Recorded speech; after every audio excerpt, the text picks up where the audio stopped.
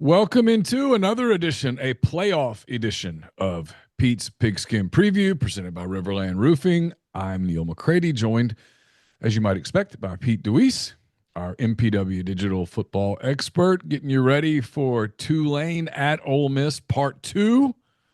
This time it's a college football playoff first-round game. The Green Wave are 11-2 after winning the American Athletic Conference Championship game. Ole Miss, as you probably are aware by now, is 11-1 after not quite making it to the SEC Championship game. Thank God. Appreciate you, Alabama, so much. Kalen, thank you. That was another week. I was going to have, we would just, the thought of it, Pete, just, I melted down when Auburn tied the game. I melted down. I really did. I had a bad moment. The only person that saw it was my wife. Listen, I looked at my wife and I flat out, I was like, for the first time in my life, I don't want Ole Miss to make an SEC championship game. I know. And it wasn't just about the whirlwind of media and all the craziness that was going on. It was just also about don't put anything else on tape. You're good where you are. Yeah, exactly. Don't go get somebody hurt. Don't go get I just I I would love to say Ole Miss played in the SEC championship game, but I really don't care if they do, as long as they're in the top 12 and preferably hosting from this point forward. Yeah, I mean, this is kind of the sweet spot. It is. Ole Miss is the 6th seed. Tulane's the 11. The winner of Saturday's game. By the way, it's at 2:30 Central Time, 3:30 Eastern, 2:30 Central on TNT, HBO Max, and True TV. Those are your places to find the game. TNT, HBO Max, True TV. Quite the combo. I'll be asked 1,000 times between now and then, but that's where you find the game. 2:30 Central Time. It's the middle game of a Saturday triple header that starts on ABC and then finishes on TNT, HBO Max, and True TV. Won't matter. Doesn't matter how many times you say it. The winner goes to New Orleans on January the 1st to play the SEC champion, the Georgia Bulldogs. Georgia finishes Georgia is sitting at 12-1. Waiting on the winner of this game. Ole Miss favored in this game, by the way, as we record this by about 17.5 points. As you probably remember, Ole Miss and Tulane played earlier in the year, September the 20th to be exact. Ole Miss won 45-10. A lot has changed with both programs since then. You probably have heard about all of these developments, but just in case, Lane Kiffin is no longer the Ole Miss football coach. He is now the football coach at LSU. He is not coaching in Saturday's game. I'm sure he'll tweet about it. He will not coach it. Meanwhile, John Sumrall, the Tulane coach, will coach this game for Tulane on Saturday. He is also right now the Florida football coach. And when this Tulane run ends, whether it's Saturday or down the road, he will be coaching the Florida Gators in 2026. So with that, Pete, how are you? Doing well. Good. I'm glad. Happy holidays to you. I hope you and your family have a wonderful Christmas and a very happy New Year. Thank you. Same to you. Also, while we're wishing people happy holidays, I'd like to wish happy holidays to the people at RiverLand Roofing. Thank them for sponsoring the show all season long. Hopefully we have another episode or two coming your way. But regardless, in the event that this is the finale, which I don't think it is, but in the event that it is, it won't be RiverLand's fault that it's not, or will it be ours? I want to thank RiverLand for sponsoring the show. When it comes to durable, high-performance roofing, RiverLand stands above the rest. As a licensed, insured, and GAF Master Elite certified roof replacement contractor with more than 60 years of combined experience, RiverLand specializes in roof repairs, replacements, and maintenance for both residential and commercial properties. RiverLand Roofing combines expert craftsmanship with cutting-edge roofing technology to ensure long-lasting protection for your home or business. Their team of manufacturer-trained specialists deliver top-tier service while staying within your budget. Whether you need a minor roof repair or you're like me and you needed a complete roof replacement, RiverLand provides customized Solutions tailored to your needs. To learn more, call Riverland at 662 644 4297 or visit their site, riverlandroofing.com. And please make sure you tell the people at Riverland that you heard about them on MPW Digital. You can mention Pete's Pigskin Preview, of course. You can mention just MPW Digital as a whole. Either way, we would be most appreciative. All right, Pete, there's a lot of storylines coming into this game. I think first and foremost, it's the winner gets to go to the Elite Eight, to a national quarterfinal game and play Georgia for a chance to go to, I guess, Glendale, Arizona, the Fiesta Bowl, to play someone in that mix of Ohio State, Texas A&M, and Miami. To me, that's the big storyline. I know everyone's going to be talking Kiffin. Lane Kiffin's not going to be there on Saturday. How big of an impact is or is that not? I'm curious to see. I think, as obviously all Ole Miss fans are, I can't tell you with any level of certainty how much of a role Kiffin played in game with decision making. He certainly played the role in some of the communication, and I have no doubt that there were things he saw and calls and things that he audibled and checked and got the offense into. There's not a doubt about that. I do think, obviously, majority of that room right now on the offensive staff is going to be a group of guys that have been in the system, been in the offense. It's not like they're starting from scratch and having to build something new. And that obviously was something that was important to Pete Golding, and to the administration at Ole Miss, and I think to the kids in the locker room. And so making that happen, I think was a very, very big deal. And look, the bottom line is if Golding didn't, if Kiffin was the one making all the calls on a Saturday, and he didn't believe that Weiss and these other guys were that important to the success of the offense, I don't think you'd have seen him kind of fight as hard as he did and do some of the things he did to get them back in the room. You know, so I think that says a lot. Are there times where Ole Miss is going to look differently? Probably not going to be going forward on fourth down as much as they have been. But at the end of the day, you have a bunch of seasoned dudes in that room that are still good at their jobs. And listen, the numbers that are out there as far as what Charlie Weiss is going to make when he goes to his next stop with Lane Kiffin, I mean, it's a big number. And if Lane Kiffin doesn't see value in what Weiss does, that big number doesn't exist. That contract's not on the table. So, yeah, listen, Lane Kiffin is elite at what he does. And there's a long list of things he does, but as far as being an offensive play caller and a designer and a guy that organizes and structures offense, he is absolutely elite. But he also doesn't carry dead weight. And so to think that there's going to be too much drop off, I think is a little bit silly. Um, so but yeah, I'm very curious to see. I don't think the offense is going to look a ton different. I really don't.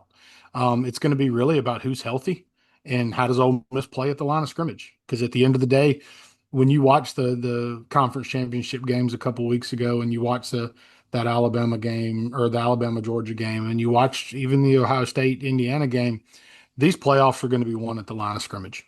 It's going to be about protecting the football and winning the line of scrimmage on both sides of the ball.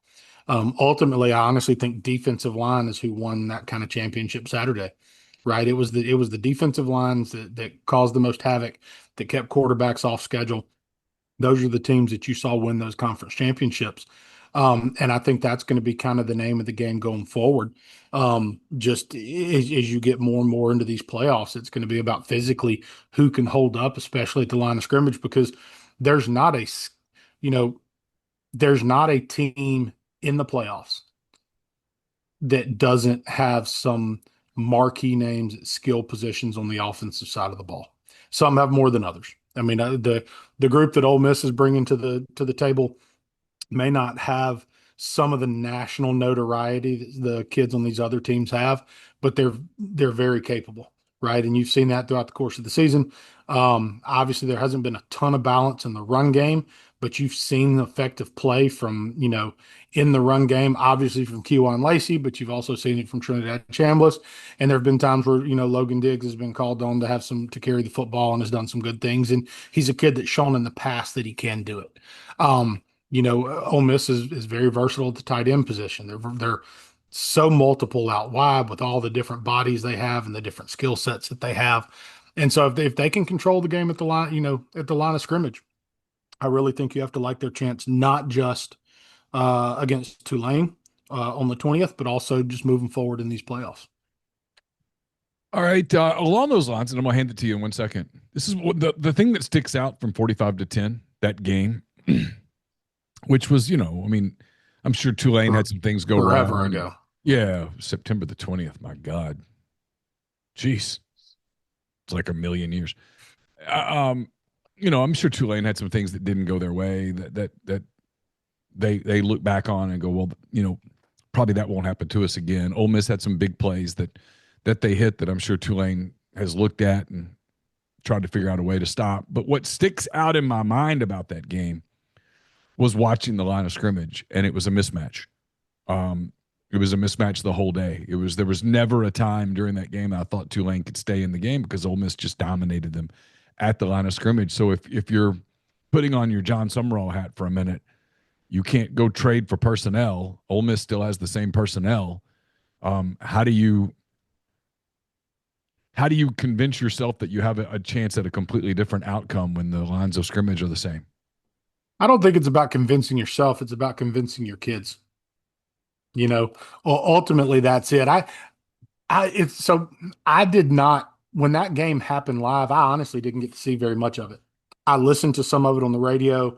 It was unscheduled, but I was traveling and occupied a lot of that day, and just I had some things going on, so I didn't really get a chance to watch it. I saw highlights. I listened to it. I read up on it afterwards, but didn't get a chance to watch it. So I sat down last week and just wanted to watch it. And there's things obviously that pop up on the stat sheet and in a box score that look one way, and then you watch the film and it looks different. And there's also kind of some stats that are and realities that are hidden um, in a film and that don't necessarily show up on a box score in the way that like it might look like, oh well, they had a little bit of success doing this, but the reality is they kind of got lucky. So I went back and I watched it, and you're right, line of scrimmage, particularly early in the game before Ole Miss started rotating some guys on the defensive side of the ball. Ole Miss did a really good job at the line of scrimmage. This two-lane front is good, and we talked about it um, leading into the first matchup. Is they're not the same two-lane defensive line that gave Ole Miss fits a couple of years ago, but they are very active. I one of the things to me that really stood out for Ole Miss when I watched that film was the center for Ole Miss did a really nice job handling the nose for Tulane, and a lot of times was able to do it one on one, and it allowed the guards to climb to the second level and get to linebackers. And I thought that really, really helped the Ole Miss defense or Ole Miss offense. 29 for Tulane. I think Santana Hopper, I believe, is his name. To me, is the best player on the front. Great lateral quickness, does a nice job, plays with length. Um, Easily the most disruptive and consistently disruptive player on that defensive front. And there were a couple times in the Ole Miss game where he did make some plays, but for the most part, Ole Miss did a decent job kind of handling him. Where your Ole Miss, or really where your Tulane is, it's going to come down to they're fairly multiple on defense anyway. It's going to come down to how much do they feel that they have to add an extra guy early to the box count. If they don't feel like the six that they have in the box can dictate the six that Ole Miss is blocking with, they're either going to have to add a safety or add somebody to get a seventh defender into the box. And when you do that pre-snap, you just open up RPO opportunities for the Ole Miss offense. So, you know, if you're Tulane, it might just be a question of, okay, hey, we know we're going to have to commit an extra guy. We feel like we're going to have to commit an extra guy, and we're willing to kind of hedge our bets that we can win enough on the perimeter to slow the offense down. And so if you're John Summerall and if you're that Tulane defensive staff, if you don't like your matchup up front, you change the math, right? And when you change the math, you're clearly making yourself a little bit more vulnerable somebody somewhere else. But Tulane, I think, does have a lot of confidence in their secondary. So, I think really it's just going to boil down to, on the offensive side of the ball, I think that Tulane is going to play. They play with two tight ends a ton, a 12P offense with two tight ends, one running back on the field. I don't think that's going to change. All of their best success in the run game, minus one play in the original matchup. Well, there was a scramble by the quarterback that was their biggest gain of the day.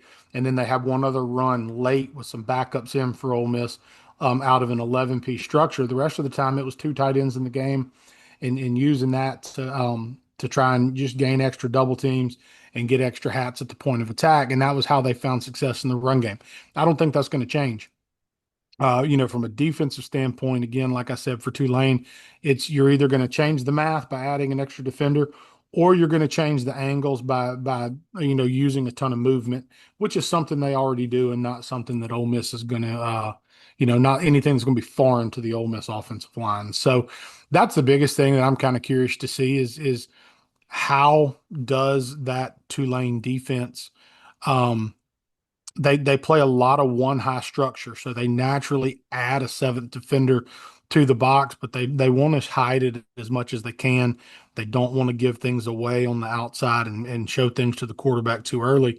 So I'm curious to see, is that something they can continue to do, or are they going to go ahead early in the game, go ahead and start inserting that seventh defender, not trying to hide it as much, and really trying to create havoc with some movement. And just live by saying, "Hey, I think we can hold up on the outside." No, you're gonna take a look at both sides of the ball for the Green Wave. So have at it. Yeah, I do. So we're going to start actually with the Tulane offense. We've spent a good bit of time this year talking about we think how the Ole Miss defense plays is going to dictate the level of success that Ole Miss has in a given game, and I don't feel any different, but I think really I'm curious, like I said, really most about the Tulane defense versus the Ole Miss offense in this game. We'll talk about that more in a minute. One thing that Tulane does that can give you problems is they are multiple. They will get in and out of different personnel groupings. They will show you compressed sets with two tight ends. There'll be an empty the very next play. They obviously use the quarterback as a runner. So they can attack you a lot of different ways. This clip, the one I'm starting off with, and this is all going to be from their conference championship game against North Texas.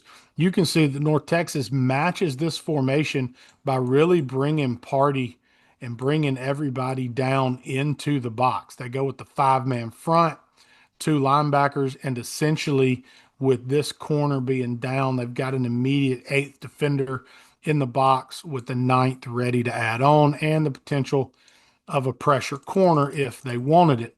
So they really are trying to match personnel here. This has really not been the way that Ole Miss has played most offenses these season. They've tend to stay in a little bit more of their base, keep their safeties back, and add the extra defenders.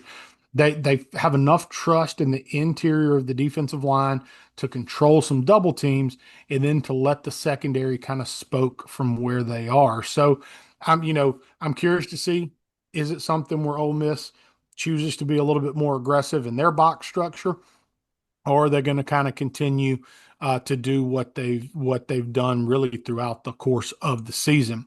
So one thing about this Tulane offense, like I said, they'll attack you a lot of different ways. This is play one of them offensively in the game. They're going to come out with two tight ends to the left of the quarterback, and this is a scheme that's popped up all over NFL football in recent years. Ohio State used it very effectively last year in their playoff run, and it resulted in big plays for Georgia in their conference championship game. And we really saw it several times in the last couple of weeks as things really get tough. So they're going to work a duo scheme, where they're trying to maximize the number of double teams that they can get, and then they're going to combo everybody vertically.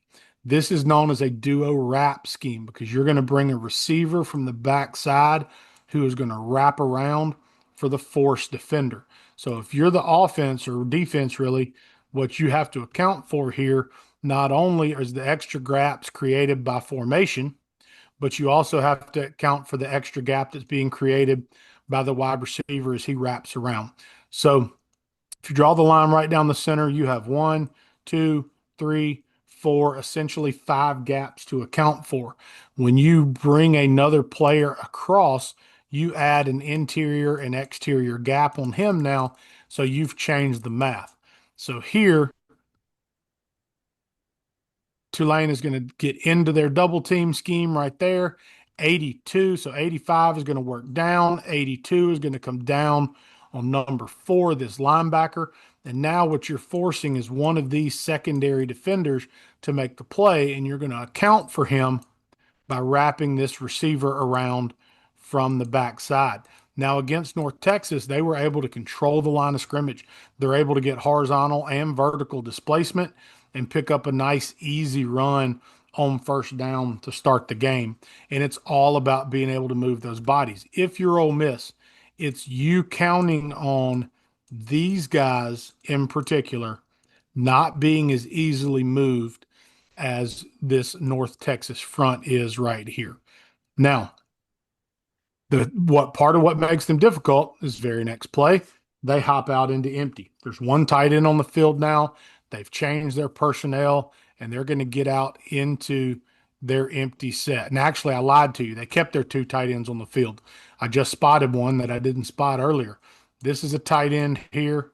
This is a tight end here. This is the running back.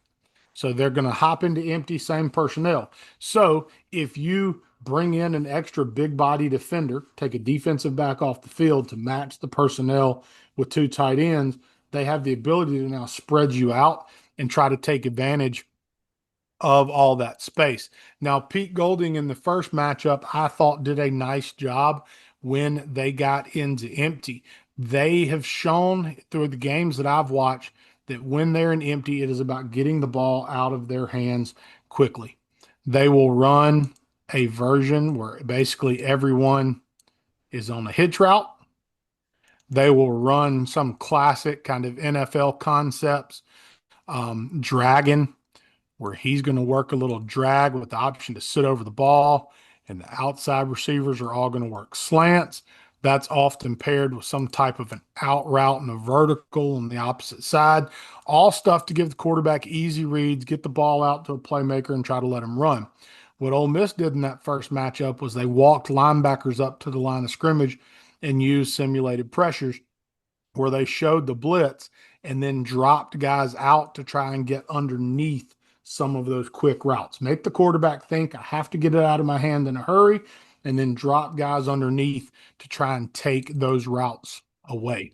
Now, one thing I will say about that game earlier in the season, going into the game, I thought the Tulane quarterback was going to play well. Thought that he'd shown on film, he'd shown in his career that he is a talented player, and his numbers that day were really bad. And I remember kept saying, everybody said, oh, the quarterback was awful, he couldn't hit anything. And the truth is, I went back and watched it, and it was weird because I came away with two tapes. One, I don't think he played that bad. His first pass of the day actually spiked it into the ground. And if you don't know what you're looking at, it probably looks like he's awful. The reality is he knew he was about to throw it into trouble. And so he spiked the ball into the ground so as not to throw it into traffic. There were maybe 3 balls in the course of that game that I thought were actually well thrown balls that were dropped by his receivers, that were not poorly thrown. He had one just awful miss. He had a couple I'm sure he wanted back. But the reality is I didn't think he was awful that day. Now, he did not have a ton of time to sit in the pocket and throw the football. The defensive line, especially Princely and Perkins, I thought really off the edge in particular, attacking the edge of the offensive line for Tulane were really effective. There were some times where I was honestly surprised that Ole Miss didn't get some holding calls that backed the Tulane offense up, and just for whatever reason didn't seem to happen that day. There were some times in the game, though, where I thought that Ole Miss didn't do a great job controlling the pocket, where they got a little bit over aggressive in their pass rush. One of the biggest plays in the first half for the Tulane offense was The quarterback got loose on a scramble where he just stepped up and took off. There was nobody there and ended up having a big run down the field. So, um, like I said, I don't think the quarterback actually played that poorly against Ole Miss. The flip side of it is we've sat here almost every week and talked about some of the struggles Ole Miss has had on the back end in their secondary. It might be the Tulane game might be the cleanest game the secondary's played all season long. There was one bust, as I would call it, that I saw throughout the course of the game. No, late in the game, some backups in, some guys were just kind of out of place just a little bit. They saw it, they just weren't there. But there was really just one time I thought in the course of the game in that September matchup where the coverage just wasn't good. It honestly might have been the cleanest Ole Miss has been all season. And so it was interesting. There's probably a correlation um, to the way that everybody thought that the Tulane quarterback played in that first matchup, when the reality is it might have just been the best game that the secondary played. There were things that you see on film, and it was because I'd started watching some late season Tulane before I went back and watched that early season game. And so they would hop into formations, and I'd be thinking, oh, well, they like this. And sure enough, here comes the concept, and Ole Miss is sitting on top of it, ready for it. And so clearly their preparation for that game was good, which I think if you're Pete Golding and the defensive staff, you have to feel good about carrying some of the same things and about your preparation from the previous game It's and interesting carrying those things because into this week. that game, at the time, one of the storylines was potential trap because Ole Miss had just come out of a close call against Arkansas, and LSU was right around the corner. And so there was this, the Kentucky game. It was Kentucky, then Arkansas, then Tulane, then LSU, and there was this natural trap concept that I remember, like you, thinking, no, they were very prepared for this game. That very, very prepared. I mean, the more I watched the Ole Miss defense in that game, the more I was like, man, they were absolutely dialed in on that side of the ball that day. Not just with what they were trying to do, but with the execution of what they were trying to do.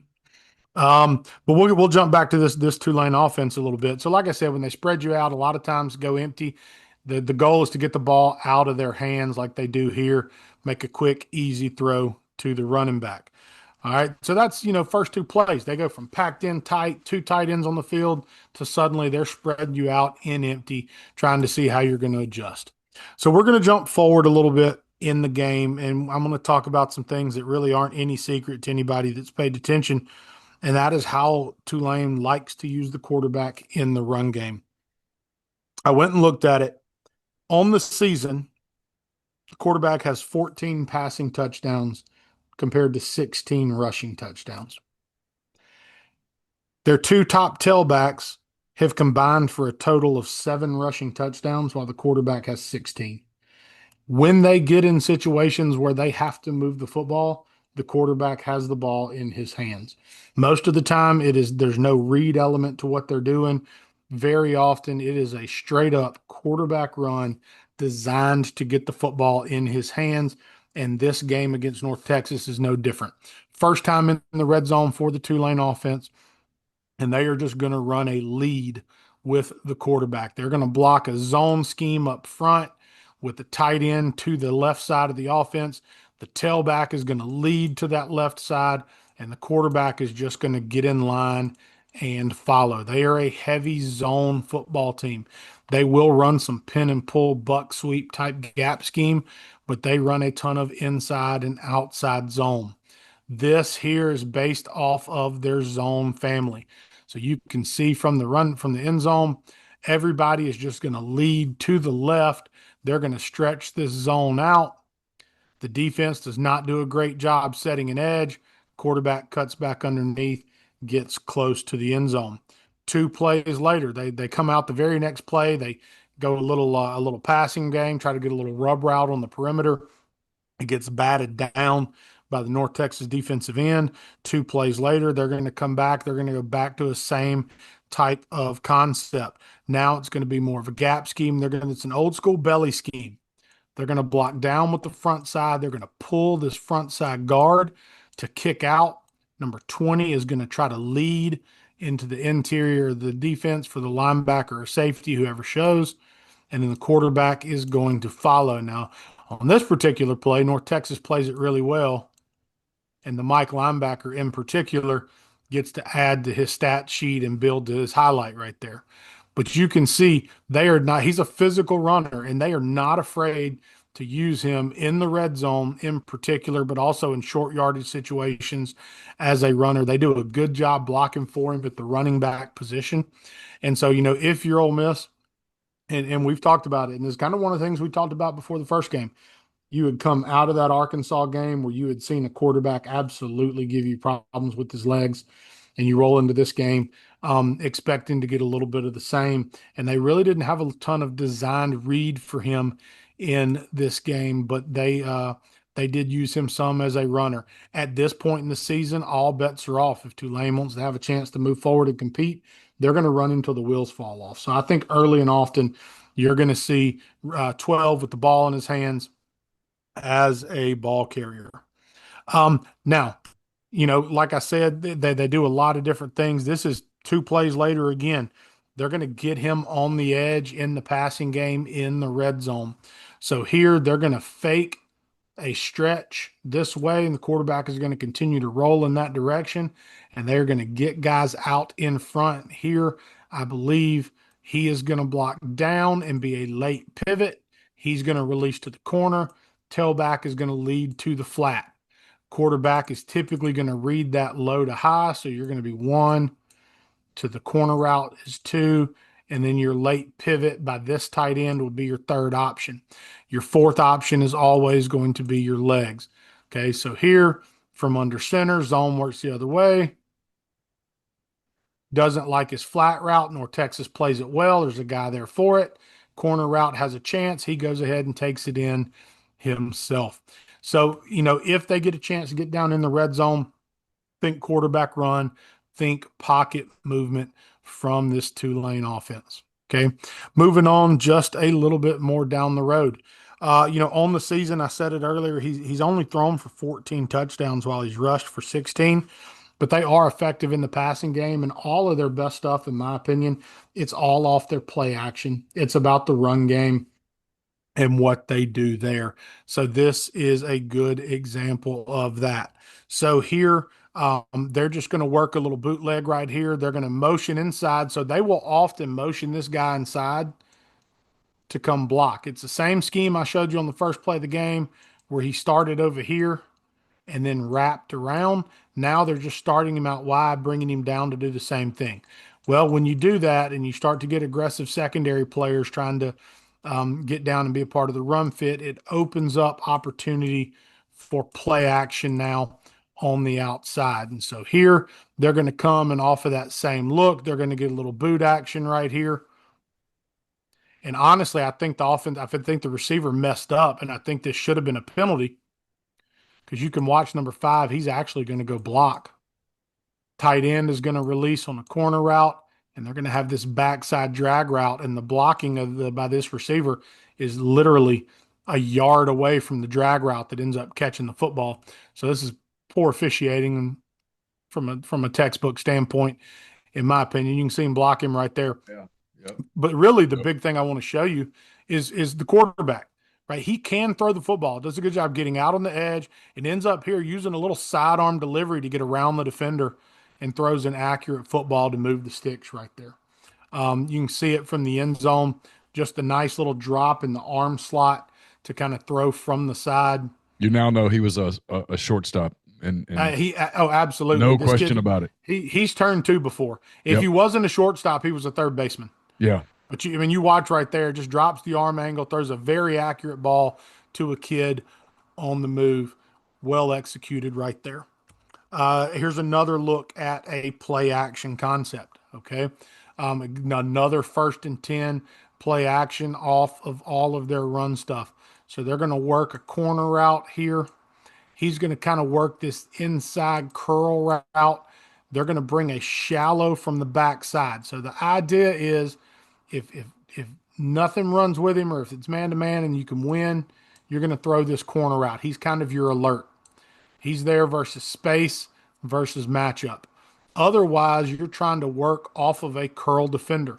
If the curl defender drops here, then your drag route is going to look to settle in space and he ends up open. If the backer starts to drop, gets communication, gets an in and in call from his buddy here, he should level off. And if he comes down to take it, then you kept your curl window open. Off of the protection, the in this case, the running back, I believe, is also going to leak out to the flat. So it just creates more of a horizontal stretch right there to try and open up that curl window with an easy hot route coming from the backside that's got a chance. You see here, they don't win the corner route. They get the outside leverage, takes it away. Honestly, probably could have thrown it if he trusts it and stays on it. Comes off the play action here, likes his curl route more, drives it on time. And that's the big thing about him is when he is allowed to be on time. And that's one of the things that play action does. It slows down a pass rush because you don't get high hat pass sets by the offensive line. You can't just go flying upfield. You have to respect the run gap first.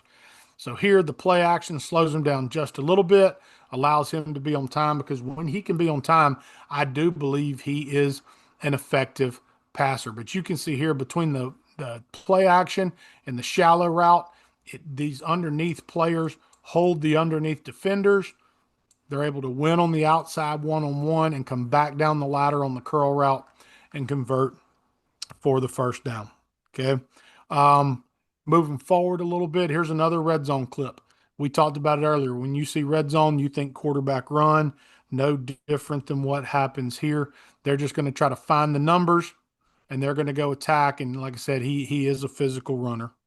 Last one I really want to show you from this game is just again that reminder like they want to run the football. It's what they're best at. The quarterback is obviously very effective as a runner, but he can still throw the football. This is like a 3rd and 7 right here, and they're going to get into a traditional hank or curl concept.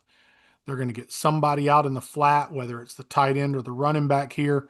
Okay, and he's going to have a chance to just go through his progression right here. When you give him a chance to be in rhythm, don't affect his feet right there. He takes a nice long drop, but you can see the arm strength right here. They throw a zone coverage at him. They come out of man to man, and he throws what ends up being like a 15-yard curl route on the dot. But again, it goes back to he's in rhythm, he's on time, and that's versus a North Texas defense that's trying to dial him up a little bit. I think if you're Ole Miss, I think you can be effective in the pass rush against him with your base 4. I do think you're going to see Pete Golding send some pressure at times. Ole Miss turned to a lot of zone at times throughout the course of this season. I do think you'll get, especially on 3rd down, a little bit more man-to-man against these receivers. I don't think Ole Miss is going to fear them the same way. But what they can't do is just let the quarterback sit back, be comfortable in the pocket. Now, unlike so many games this season where the story has been how's the Ole Miss defense going to play, I do think the Ole Miss offense is probably the most interesting thing that if you're an outside spectator or national media, and it's the reason that you asked about it beforehand, right? It's what's this offense going to look like versus a highly regarded defensive coach and a pretty solid unit. So just throw some things together here to kind of talk to you and show you some of the base stuff, things that you can expect to see and things that I think you'll see from Ole Miss. It's honestly, it's funny when I watch this play right here, very first play of the championship game, and I can tell you that the North Texas offense spent some time watching the Ole Miss film because literally first play of the game right here is the same first play of the game that Ole Miss ran against Tulane in Oxford a couple of months ago. And so and Tulane had the exact same call on defense. The results were completely different because Ole Miss was doing it with different bodies. And I'll kind of show you that here in a second and explain it to you. But I there were 2 or 3, maybe a handful of things throughout the course of the game that I'm watching going, yeah, that's from the Ole Miss film, without a doubt. Not to mean it's not things that North Texas does on their own throughout the course of the season, but typically when you can find something on film that's evidence and kind of, of things that you already do, you're going to use it. And I think that's clearly what happened here. So Tulane here, if you can see, they want you to think that they're going to play some type of a 2 high defense. The reality is they are almost always going to end up in a cover one structure if they think you are going to throw the football. Number three, their spur or nickel typically goes to the passing strength is almost always going to be man to man on this slot receiver. Okay. He does not always have a ton of help immediately over the top, and particularly to the outside. The deep safety is usually going to be rotating high to the middle of the field. They will press to the boundary to the single receiver, but not always. Typically, wherever this nickel is, the corner to his side is more likely to play off. Even if he's playing man to man, you don't want both guys sitting at the same depth because now you invite yourself into rub and pick routes as a defense. So you have to play a little bit softer on the outside because it's man to man and it's not zone based. In a zone based scheme, you're going to see him start to get depth and really protect his depth and leverage hard at the snap of the ball. Where I think their corners do a good job is because they're playing man to man and they are on that island, even though they're playing off, there's a lot of tempo to the way that they backpedal. They're not trying to fly out of there because if this receiver wants to shut it down on the hitch route or a curl route or a slant route, they have to be in position to go attack it and drive it. Now, if you're Ole Miss, I think one, you can take advantage of your outside throws. That's something that they've done all season long. The other thing that you see a ton from Ole Miss is their ability to throw double moves, hitch and goes, slant and goes, things of that nature. And in particular, if you can throw a couple of underneath routes on this soft corner and get him aggressive, you open up opportunity for those double moves. If you can negate the safety from the play and not let the cover one safety be a factor, I think that Ole Miss's matchup on the nickel is a victory for them whenever they want it. Whether it's Caden Lee in the slot, Watkins in the slot, right, doesn't matter, right? That three has a tendency, in my opinion, he's a physical kid. He has a tendency to be very grabby. And when he misses, you're open. When he lands, there's a yellow flag on the turf, a decent amount, right? The key is controlling this safety. If you just try to release vertical here, you have safety that can still help over the top. So you have to design things by structure that are going to occupy him. One of the things that Ole Miss did effectively in in the early season game was they widened out and they actually put these guys kind of close together to widen both of these guys to try to make the safety make a decision now. If he widens with them, now it affects ability to run support and some of his coverage responsibility. You will see them, particularly when the tight end is on this side, where he will be a spin down safety and the deeper guy will rotate to the middle. For Ole Miss and Trinidad Chambliss, it's about identifying where is the rotation coming from. In this case, this safety is lower than this one, so it's a safe bet. He's going to be deep, and that means he's going to be the seventh defender that adds to the run fit. So showing you here from this end zone copy. They base out of an odd front, typically with the head up nose and oftentimes head up or slightly shaded defensive ends. But there is always a fourth defender at the line of scrimmage. Okay. And a lot of times there's going to be some type of slant or movement. What they run on this play is a zone scheme where they are going to zone up on this backside and they're going to lead with the tight end on the front side linebacker. What happens here, you can see, is the safety is going to replace number four as number four goes to scrape over the top. And if the ball cuts back to him, he's there to make a play. In the Ole Miss game, the exact same scheme, he's a little late getting over the top, but they win this double team. And when the safety fits in here, Lacey is good enough to take it all the way out the back door and turn it into a positive gain. Here, they control the line of scrimmage better. 29, who again, guy that I highlighted earlier, I think he's their most disruptive player in their front. He controls the solo block right there. The ball cuts back. Safety limits it to a very, very minimal gain. It is a well-coached team that they read their keys and they react accordingly. So you've got to win those battles when you get in particular those one-on-ones up front as an offense. Now, when they get you in passing situations, they love to get in variations of what is known as a boss front. Now, I just showed you they're an odd front. Typically in the odd front, and just cheat to the end zone here, and then we'll go back to the wide.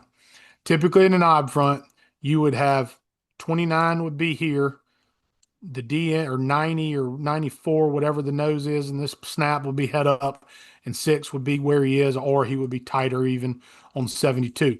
So on this boss front, they're taking all three of these defensive linemen and they're sliding them to one side. And typically you're doing it because you're going to isolate your best pass rusher on the weak side, whether in this case it's number 5, number 4, number 15. And here you can see they have all of those guys standing at the line of scrimmage. So what you're trying to do is force the offense to slide their protection this way so that you get man to man on your single guy and you try to hold the running back with one of these two defenders and truly isolate your best pass rush. Now, that doesn't mean that you're not still going to work some type of a stunt. Typically, you will see them slant both of these guys this way, where they will then loop 29, or they will slant 29 as well and loop one of these linebackers.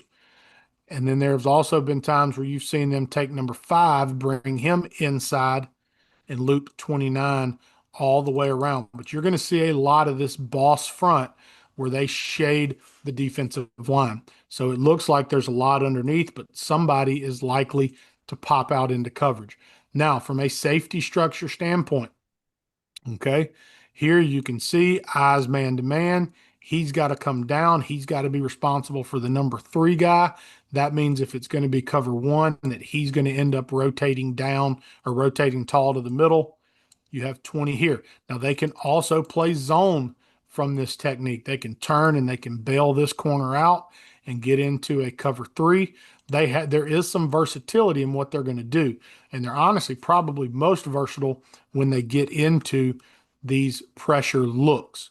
You can see here what they try to force the slide. They're going to bring 15, wrap him all the way around, and they're actually going to drop both of these defenders out. They get the entire offense to slide to the defense's left. The running back is checking across. There's nobody there. So he ends up out in the flat, but you're trying to overload the protection right there. Okay. They do an effective job of getting to the quarterback. They're just out of control, miss. He's able to step up and scramble for the first down. So they will be aggressive, but they will also sometimes, they can get home, but they will lose pocket integrity. And sometimes the guys they have dropping into space are not their best space players. And that's exactly what happens right here. Moving on, just a few plays more in the game. Okay. So now they've shown cover 1. Here they're going to get into and they're going to play a variation of cover 3. Okay, they like this especially versus any type of a like a 3-man formation concept. So here you've got 1, 2, 3 guys, so it's a trip formation. So what they a lot of times are going to do is now use a secondary player as a flat defender, and then they're going to rotate guys over the top of them. And here I think what they actually do is rotate him back to end up in this cover 3 cloud. But you can see the corner stands flat-footed. So what happens is flat player, curl player, over the top, and then they're going to rotate into a cover 3 behind it. They're going to pop him out to the flat, and he becomes your hook player in the middle of the field. So they will get into these very coverage looks. And as a quarterback, and you can see here, they find space. The offensive line does a nice job. One of the D linemen kind of trips when he's in a stunt right there, but the coverage kind of has the quarterback confused just a little bit. He's not there what he's expecting, but he's able to get all the way to his backside progression and move the sticks. If you give the Ole Miss quarterback this type of time, even with all the varied coverage structure, there's certainly space to be found. Again, here's another look at third down. They're going to slide and adjust into their boss front. So they try to stem over, try to get you to jump. walk down into this mug look again. Okay. Now, I think one thing that Ole Miss could potentially do in this game, and it's something that that North Texas takes advantage of here, is this is a third down. And if you're going to continue to be a little bit aggressive on fourth down, I think this especially plays into your hands as an offense. But you get Tulane into this boss front, get them into situations where they're in a pass rush mode, and they're actually going to motion their tight end in here, and then they are going to run the football. Something Ole Miss does a ton, where they'll motion Daquan right in and end up running the football. But here you get them in a pass mentality as a defense. Now motion in, and now you see you're able to get to the run. They're not going to fit things as sound. They're not going to fit things as quickly. Linebackers are typically going to be a little bit more timid when they're 100% right here thinking about a pass rush situation. And so I won't be surprised to see that if Ole Miss can has good understanding of when they're in this boss front, that they end up checking into some of their base run stuff, because it does give them good angles and can certainly open up some run game opportunity for them. One thing that Ole Miss tried to do in the game in Oxford was they tried to run an RPO similar to this one right here. They tried to block on the outside and send, in their case, it was actually the tailback into the flat with an option for the quarterback to run the football. Here in North Texas, it does it a little bit differently by sending the tight end into the flat. Ole Miss struggled to block here, and that guy ended up making the play for a loss. I do think that if they can effectively block that nickel, that you will see Ole Miss continue to attack, particularly to the wide side of the field in a very similar fashion, because when you can effectively block him, you have a ton of space to go run with the football. You basically should be one-on-one with that safety in the open field. That's something that has been a big part of the Charlie Weiss kind of operation for a long time. I don't think that's going away. I think you're going to see Ole Miss try and attack the flats in this football game. Another thing that you see a lot against man-to-man teams in general are stack wide receivers. Ole Miss used stack wide receivers in the game in Oxford, a little bit differently than what North Texas is trying to do right here. But I do think that you might see, especially in third down and red zone situations, you might see some stack receivers from Ole Miss against Tulane. Gives the quarterback a pretty easy read right here, and you can find some space at times against this defense. Here they stack up and they just run a simple inverted smash concept. It's not a great throw by the quarterback, but it does get North Texas into the end zone. Typically, as a quarterback, it's just about, again, divide the field and find the math. 1, 2, 3 defenders to this side. Quarterback knows he's going to work away. Right now, he's probably guessing it's not some type of man-to-man, because no one is down inside of that 5-yard kind of cloud territory. So he's probably anticipating some type of zone right here, or at least some type of trap coverage. There, they try to bail that extra guy out. He can't get there in time. They're rotating into a cover 3, throw the flat, wide open, easy conversion right there. Skipping on later in the game, just kind of another look at how they will use the corner as the flat player or in run support. Here, instead of doing it to the 3 receiver side, they do it into the boundary. So they're going to rotate him deep and over the top, and they're going to try to use this boundary corner as the extra player in the run game. It's something that here ends up being a passing play. Corner ends up out of position right there, and the quarterback just misses with the ball. But anytime they can get them playing their cover 3 structure, Ole Miss has to be able to effectively throw the football. They're most comfortable and at their best when they're playing man-to-man, even when the matchups aren't always in their favor. But when they play zone, Ole Miss has to be able to take advantage of the throws on the outside. I mean, you can see here, obviously, he tries to throw this crash China route, and he just misses, leaves the ball high and inside a little bit, but it's open. You have a crossing route with a chance to come open. Your backside dig is probably being driven too hard, but there is absolutely nobody on your check down on the backside. So if you can get them, if you can take advantage of man-to-man situation and make them worry about playing man-to-man and get them into their zone, I do think that there's a lot of space out there. Trinidad had a big game throwing the football in the first matchup, and in particular in their zone defense, I think there's opportunity to have another big day throwing the football. As far as attacking the man-to-man, one of my favorite things that North Texas used in this game was using motion by the outside receiver, mainly, I think, to try and take advantage of number three and how predictable he can be sometimes in how he's going to handle things. So here they're going to motion this outside receiver in, and they're going to try to get a matchup with number three as he motions in with him. It also continues to give you soft leverage on the outside. There's the motion. And here they get the one-on-one matchup. This is thrown to a bigger body, more tight end. I don't know if he's a tight end in their offense, but he's a bigger body receiver. I think with the right matchup right here, what happens when you rotate in, you guarantee that you're going to get your guy on number three. And the post route here is going to eat the safety in the corner versus man to man. If it's zone and he bails off, you've got the post route as an option as your first read in the progression, with it being man to man. As the safety chases, that now enables you to isolate the nickel, who again is, I think, somebody they'll look to attack in the passing game.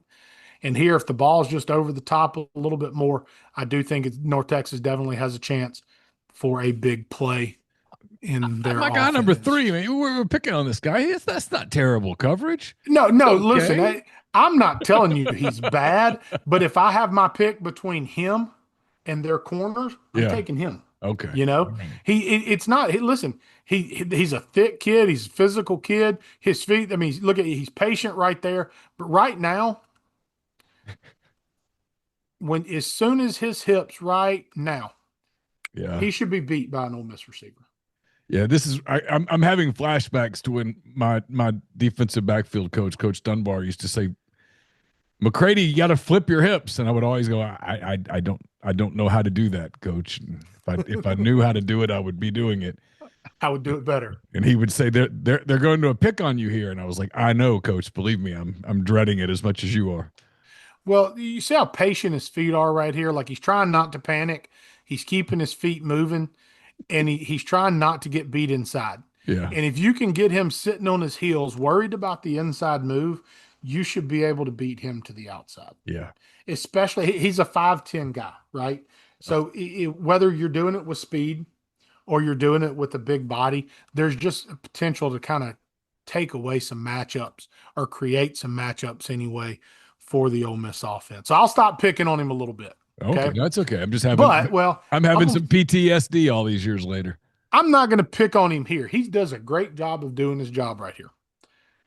He follows inside, and then he takes his guy man to man back outside. And you can see the easy throw that it ends up Oh creating yeah. underneath. Now, Yep. North Texas hands this football off, and the quarterback right now goes, shit, I should have thrown that football. Yep. Yep. Right. Yep. There are times in the Ole Miss game where not as an RPO necessarily, but in the passing game against Tulane, where Ole Miss, they shrink the formation just a little bit and they work something similar because it becomes predictable. Number three is going to play tight. He's going to be man to man. So when this guy comes back out, he's going with him. The condensed formation and the fear of playing on the same level makes this guy back up a little bit. So he plays soft. So it opens up a nice, easy window underneath. He's keying this tight end. If this tight end alerts and attaches to the box, he should be part of the run fit. So again, I think there's opportunity for Ole Miss to create some easy RPO situations because again, the coverage and the response of the coverage is going to be somewhat predictable, in my opinion. Um, you know, one of the things I kind of led off with early was they show a lot like they're going to be too high, and they end up in some version of a one high. And I would be willing to bet you a good bottle of something that you're going to see this play call or some variation of it from the Ole Miss offense on Saturday. And a big part of that is because Ole Miss does this already.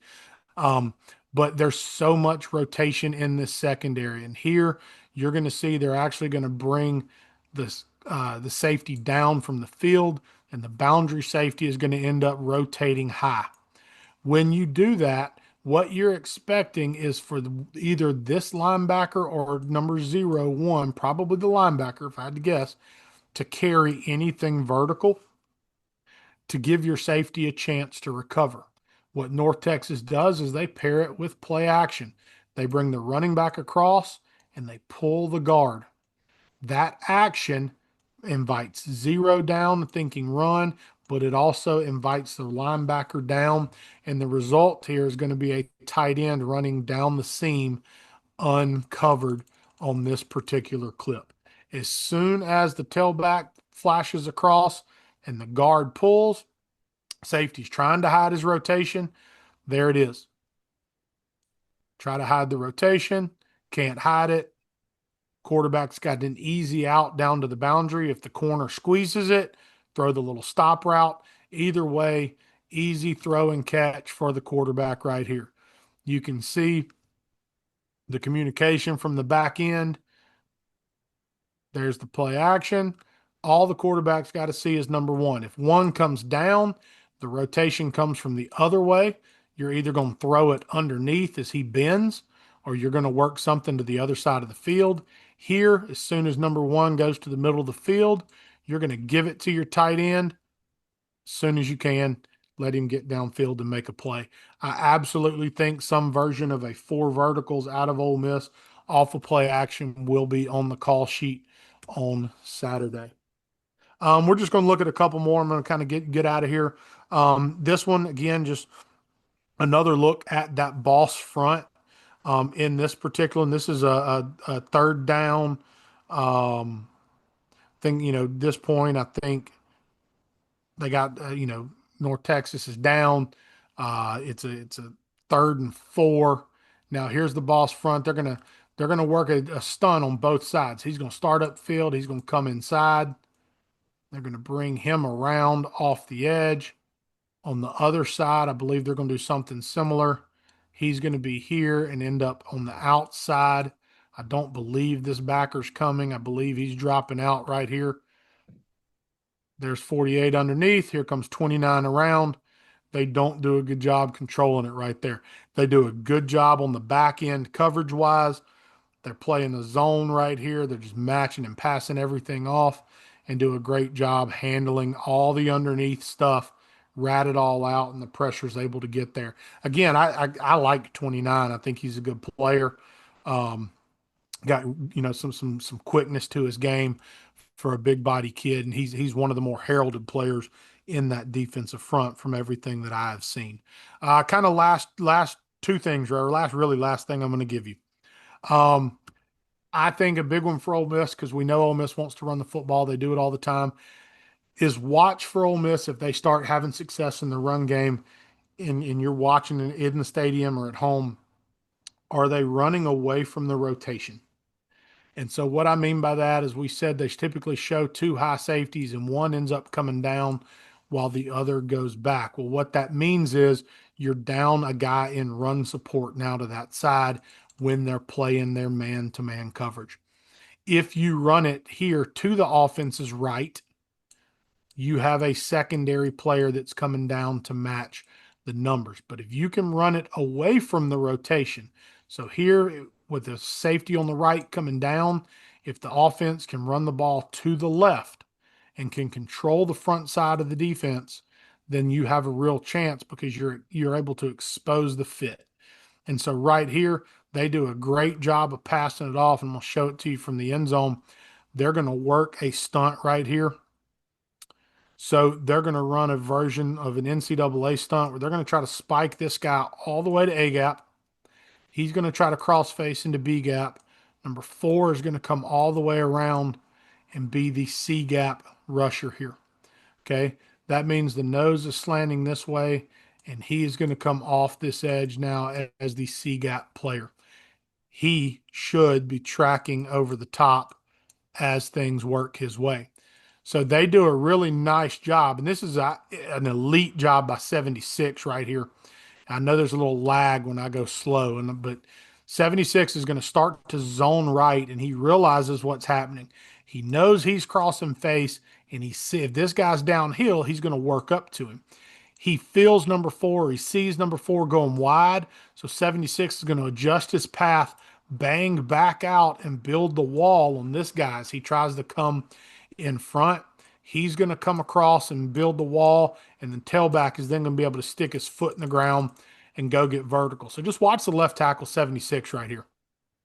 In and in, bang back out, build the wall.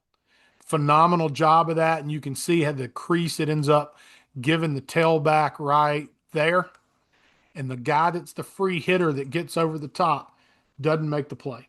And if there's one thing, if there were one thing I had to say right now that Ole Miss is going to do better than anybody else, I would tell you that Keywan Lacey is going to make the first guy miss, or he's going to still add on yards because Yeah, the kid has I done it think all season long, damn near better than I anybody in the history of college football. was gonna say I think he leads the country Yeah, in that and category. Yeah. yeah, he is. He's the kid. He's elite in pass pro, but he's also elite in making the first guy miss and turning minimal into more, you know. And so right here, if I were to hedge my bets, they can get the free hitter sometimes, and Lacey's going to make a miss, and that's exactly what happens right there, and it turns into the gang. So, you know, again, I'm curious to see is Ole Miss intentional about running away from the rotation of the secondary? Are they intentional about using some motion to open up some RPOs?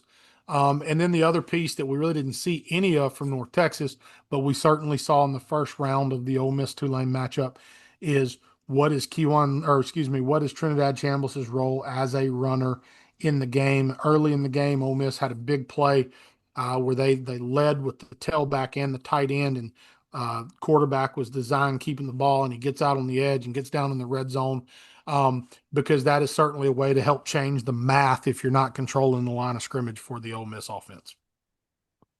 That's great stuff. It's kind of as we close, your general expectations for Saturday. I mean, listen, I think Ole Miss is the better football team. I think Ole Miss should win. I also don't think that you get into the playoffs without having the ability to win on any given Saturday. Right? I mean, I think, you know, reading your 10 things, I mean, I think you're spot on. Like, everybody's talking about a potential Sugar Bowl matchup, and you have to get through Saturday first. And there's a lot of reasons to have optimism, obviously, as an Ole Miss fan, and that September game being part of it. But you got to come out and you got to play clean. If you look at the first matchup, Ole Miss was 7 for 11 on third down. They were 6 for 6 in the red zone. You can beat almost anybody in the country if you can post those type of numbers offensively, right? Defensively, Ole Miss was able to force them into passing situations, created a turnover in the passing game, got to the quarterback. If they can continue to do those things, there's no reason Ole Miss shouldn't. You know, it should be an unbelievable atmosphere, and if Ole Miss can play that way, there's no reason Ole Miss won't win this football game. The winner again gets Georgia on New Year's night in New Orleans in the Sugar Bowl. In the event that the winner is Ole Miss, we'll have another edition of Pete's Pigskin preview at some point between now and then. I don't know when that will be. Neither of us have even talked about it. See, we're focused on the current. We haven't even looked ahead. Not at all. Focus. That's focus. Laser focus. Listen, Pete Golding said we're going to focus on what's in front of us when our players are in the building, and we're in the building right now, Neal, and we're focused on what's in front of us. I never had a problem with focus. Coach Dunbar never had to worry about whether I was focused or not. Whether I could run, that was a problem. Well, focus, if you ask my not a problem. If you ask my coach and you ask my science teacher, you get different answers. But That's true. That's true. Yeah, my science teacher would say focus was an issue, a major issue. All right, we'll stop there. Again, our thanks to the people at RiverLand Roofing for sponsoring the show. Pete, Merry Christmas to you and yours. And again, Ole Miss and Tulane 2:30 on Saturday, Vaught Hemingway Stadium. TNT, HBO Max, and True TV. We've now told you like 5 times on this show, so that'll limit the number of threads from 100 to 97. For Pete, I'm Neal. Until next time, take care.